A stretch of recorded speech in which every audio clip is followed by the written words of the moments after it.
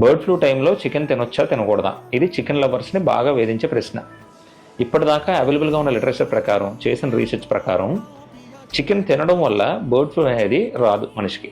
Bird flu అనేది just like ఒక influenza virus అనమాట. అది avian variant of influenza virus. అంటే మనుషులకి ఎలా సీజనల్గా ఇన్ఫ్లుయెన్జా వస్తుందో అలాగే పక్షి జాతులకి కూడా ఒక ఇన్ఫ్లుయెన్జా వైరస్.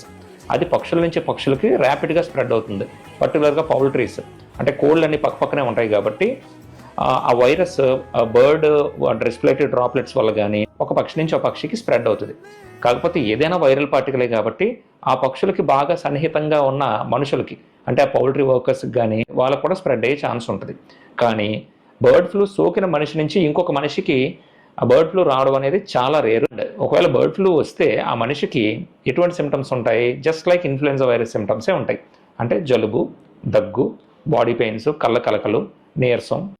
చిన్నపిల్లలు, బాగా ముసలి వాళ్ళకి ఈ బర్డ్ ఫ్లూ వల్ల న్యూమోనియా వరకు వెళ్ళే అవకాశం ఉంటుంది. కానీ బర్డ్ ఫ్లూ వల్ల చచ్చిపోయే కేసులు అయితే మాత్రం ఎక్కడా లేవు.